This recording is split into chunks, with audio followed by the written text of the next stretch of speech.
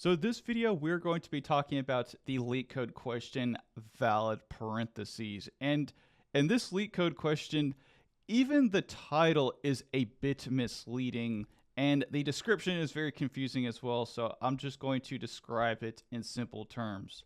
So what they want is they want you to be able to identify if a string of brackets are being used correctly. And I emphasize that word brackets because you can use any type, you can use parentheses, you can use curly braces, you can use brackets in this question. But the best part of this whole entire question is that we don't have any words to worry about. So there's not going to be any words. So don't worry about words. The only type of string that they're going to give you is a string filled with brackets, but you still need to be able to identify if these brackets are being used correctly. And I think most people who have gotten to this point in their lives can be able to identify if brackets are being used correctly, but I'm going to explain it anyway.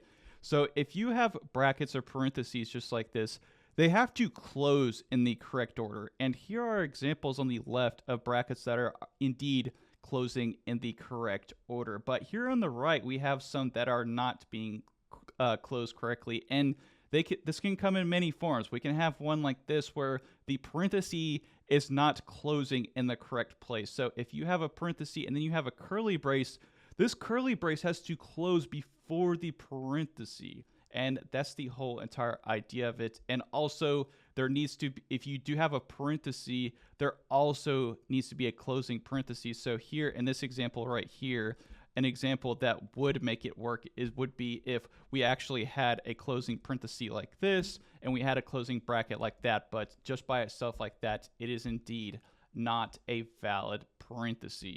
Oftentimes with practice, you can just quickly look at a LeetCode problem and tell which type of algorithm technique or which type of data structure to use simply by the characteristics of it. And if you look at this string right here, you'll notice that we have what are called subproblems, aka problems on top of problems within problems, nested problems. This parenthesis has to be able to identify when this side of the parenthesis closes, and we have to be able to identify if it's closing in the correct place. Also here, nested within our problem, we have to do the exact same thing. All of these problems are very similar and they are nested inside of each other in a certain way.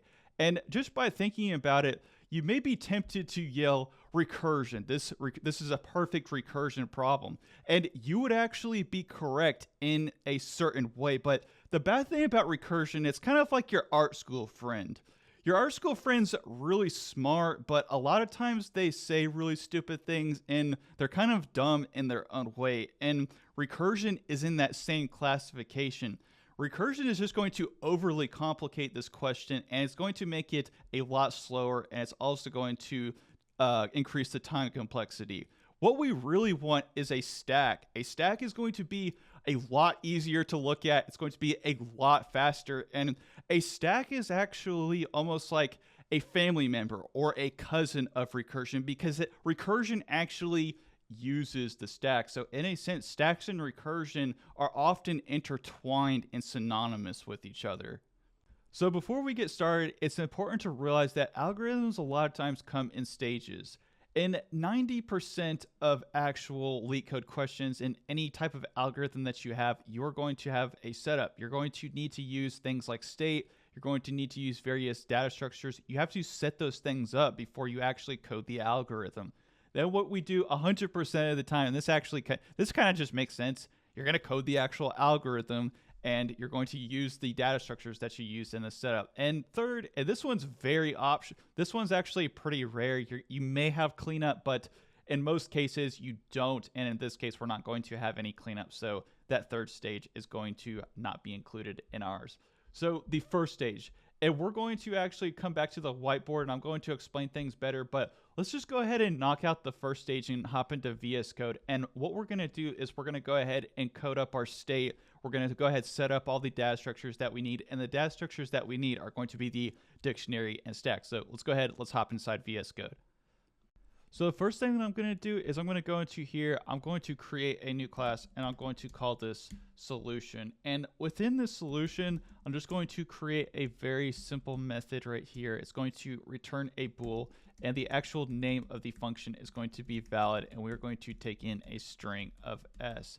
So the actual data structure, we're going to use two data structures in this LeetCode solution. The first one is going to be a dictionary. Now, a dictionary may seem to be complicated, or you may be thinking, well, this is just going to overcomplicate things. What this dictionary is going to do is it's going to hold the values for the actual brackets that we're going to search for. So basically, it's all that it's there for is to hold the values that we're going to search for throughout the string. So it look like this. And the reason that we're going to use a actual dictionary versus a set or a hash set is because we need to also check the other side as well too. So that's exactly why we need a dictionary versus using just a hash set, in case you're wondering.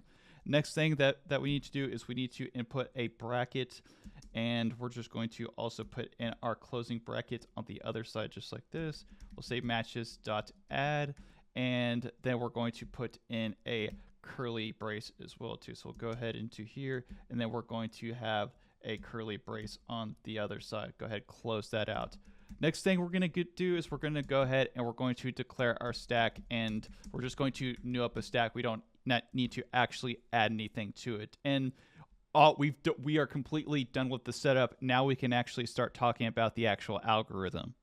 So we now have our dictionary created. We now have our stack created. All that we're going to do is we're going to use a very simple for loop that's going to iterate through every single value all the way to the end. And all that we're going to do at each and every iteration is we're going to check to see if this key value is contained within our dictionary and key point the key value. Basically, all that we're going to do is we're going to be checking this left side right here to make sure that this value is contained within the actual array. So first things first, we're at our first value right here. Is this left parenthesis here contained within a key value within our dictionary? Yes, it is. So we're going to go ahead, we're going to place it on the stack. Congratulations, you placed something on the stack. Next thing that we're going to do is we're going to go to the next one. Is this curly brace contained within the dictionary? Within a key within the dictionary?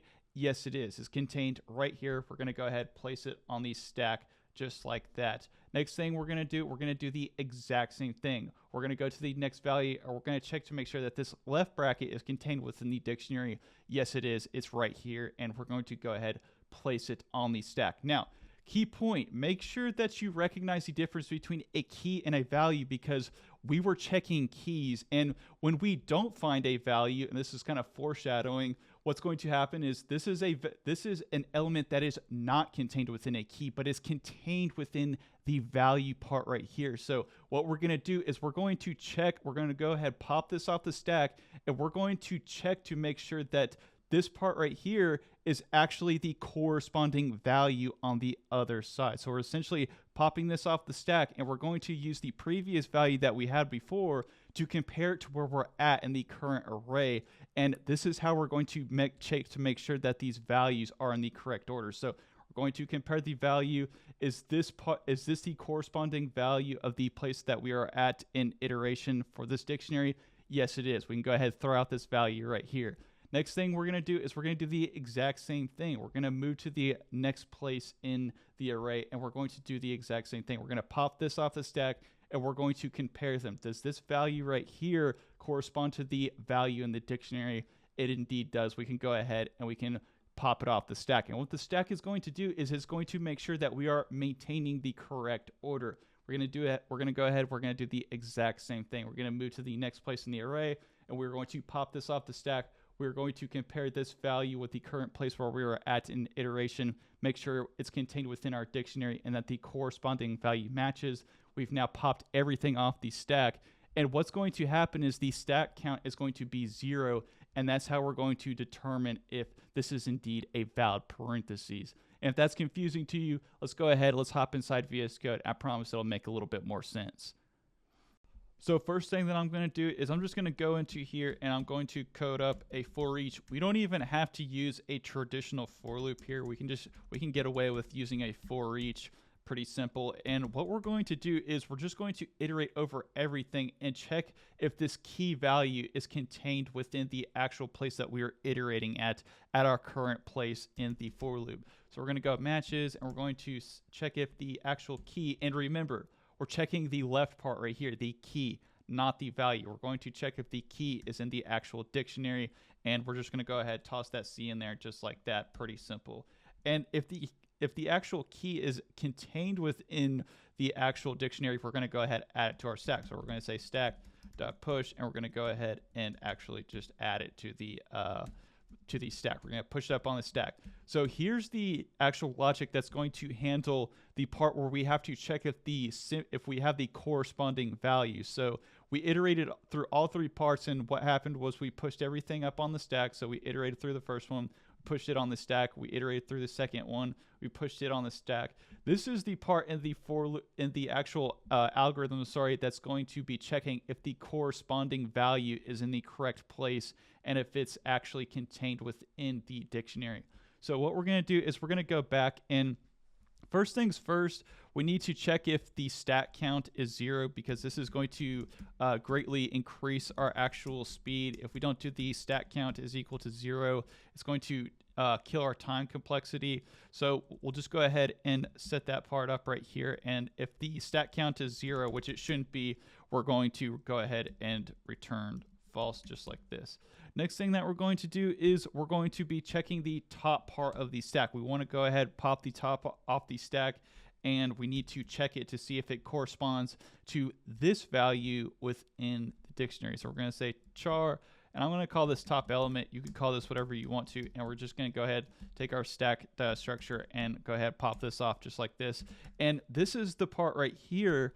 This part checks the value. The next part is where we're going to check the actual right part right here. So we're going to say if the matches, and we're going to go ahead and access it, and we're going to say if that's the actual element that we popped off the top of the stack is not equal to the place that we are iterating at in the for loop, this is also going to be a false, and this is not going to be a valid parentheses. So we're going to say return, say false, and if everything is correct and we actually get to the end and nothing actually returns false, this is the part where we're actually going to return true. So we're going to say return, and if the stack count is equal to 0, we got through that whole entire algorithm, and the stack count is equal to 0, it is indeed a valid parenthesis. So what we're going to do here is we're going to go ahead, paste in a LeetCode, and we're going to check the time complexity.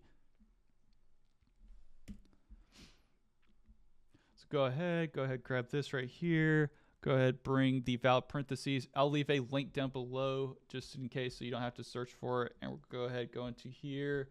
Make sure to spruce this up a little bit. Make sure that this looks good. Let's go ahead in here. Let's go ahead and run it. Make sure our test cases are running good. Test cases accepted. Let's go ahead and make sure our time complexity is good too. So analyze the time complexity. We've got n, that's a pass. And let's check the memory. Memory is n as well too. That is a pass. Anyways, hope that you guys enjoyed this. If you did, make sure to smash that like button, smash that subscribe button. And as always, thank you for watching.